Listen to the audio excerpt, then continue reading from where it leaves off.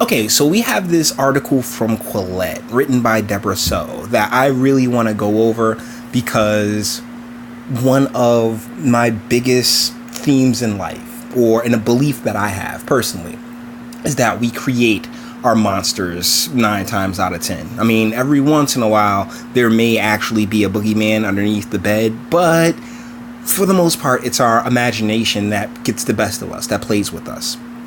And when it comes to what many call the rise of white nationalism or ideologies that, push for ethno states and, and really push genuine racism and, bigotry, a bit of it is overblown. And what Miss So does in this article, in this piece that she writes, is really chip away at a lot of the nonsense and tries to parse the different ideologies and different terminologies that's used. So let's get into this. Intersectionalism is nonsense, but the backlash against it is very real. The campaign to silence those who question progressive ideas about race and privilege requires frequent rebranding. Labels such as far-right and the alt-right, which once might have served to strip a person of his or her livelihood and personal reputation, have become such common terms of abuse that they've effectively become meaningless. The words white nationalists once were used to describe someone who actually supported the creation of a white ethno-state, but now activists are claiming that the mere act of making an okay hand gesture could mark you as a white power extremist, or at least someone who is alt-right adjacent. The goal of this perversion of language is to drive up the number of people who may be classified out of hand as extremists and thereby disqualify even the mildest forms of dissent as de facto hate speech. And we've seen that. In the Salim and Dion video, we saw the lady in the cape continue to throw eggs and refuse to not the one in the cape. The one in the cape was throwing the eggs, but it was the blonde chick that or guy, I really couldn't tell, that refused to even have a conversation once she realized that the two gentlemen were Trump supporters, and just treated them like, like she came up very concerned that, oh my goodness, like, you were attacked. What the heck? What the heck was that? And once she found out that, they just support the president, which in America should not be a condemnable opinion, no matter who the president is. She just dipped and refused to have the conversation. So these are things that we see play out all the time. As a visible minority, I've experienced my share of prejudice and ignorance. I don't deny that racism exists and that it is repugnant, but the solution is not to divide society into ideological factions, with one side being publicly shamed and banished, while the other is given carte blanche to promote its own increasingly fanatical intersectional doctrines. Get them, Miss So, because that's really where I like that sentence, that statement right there was perfect. We should not, no matter who you are, no matter what you believe in or what you think, you shouldn't condone and press for anyone to be hurt. Not a single soul, no matter what they think or believe. It's their right to think or believe it. Let them live. The theory of intersectionality, now widely embraced by self-described feminist activists, maintains that non-whites, women, and LGBT individuals face systemic oppression whose scope increases according to the number of minority statuses a person holds. The the progressive stack. The fewer boxes you check, straight white men don't check any, the more privilege you are deemed to possess. This privilege, which now serves as a sort of intersectional mark of Cain, is invoked to justify reverse racism. Though a true intersectionalist would argue that this is a misuse of the word racism, since the term may only be applied in regard to the mistreatment of a so-called person of color. And a huge sentiment throughout a lot of America is that, black people can't be racist, Asian people can't be racist because it's a system. It's the system of oppression, and it's all the mechanisms of our criminal justice system. That's the true racism. When what racism is superiority and inferiority based upon race. Our superiority and inferiority is based upon socioeconomic class. It's about the paper that you got, not the color of your skin. Can you dig it? But then there is a price being paid for this belief system, retaliation from those who understandably don't appreciate being the subject of discrimination. A recent study in Political Psychology, a journal dedicated to the psychological aspects of national and international political developments, discussed this growing white lash, way to channel your Van Jones there, darling, or white backlash, and the underlying psychological reasons why individuals hold white nationalistic views. I got a pretty simple one for you. And this is something that I learned when I was traveling through the South and when I was in Northern California, is that a lot of the symbols, particularly the Confederate flag, people's families died in those wars. People's families, they accept the world that they live in. It's just that, this does have a significance to my family. One of the reasons I never trip over the Confederate flag, because my family died for this country as well, to make this country what it's turned into. And as far as amenities and quality of life and conditions, it's not perfect everywhere, but damn it, the ease in which, and quote unquote ease in which to pull oneself up isn't what it is in, Qatar or Mogadishu or any of these other places. In an example of over 15,000 New Zealand registered voters, the researchers found perceptions of group-based deprivation, that is, the belief that one's own ethnic group is losing out due to policies that help other groups, were associated with increased feelings of nationalism, and that nationalistic beliefs increased the psychological well-being of those who felt that they were being deprived. What our model shows for the first time is that this is possible for a group to feel unfairly treated within a larger political entity, in this case, the nation, and simultaneously identify strongly with that entity. The author is right.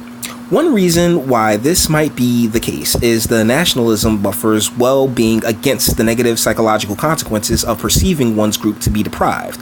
These findings imply that the rise of nationalism in white majority countries might be in part a reaction to a perceived loss of in-group status. There's a study that says that Caucasian being white is the only group that doesn't have an in-group preferred status, which is weird, but I don't think that there's enough self-loathing white people to that constitute the majority of their numbers, okay? The term intersectionality doesn't appear in the paper, but among elites, intersectionality and similar doctrines, which openly devalue white people by presenting their accomplishments as the product of bigotry instead of hard work or talent, have been primary drivers of the perceived loss of in-group status described in the paper. And one of the things I want to make very clear is that the circumstances into which one is born into is such a guiding factor into the person that they turn out to be. So and that's just the way that the life dice rolls, that really is.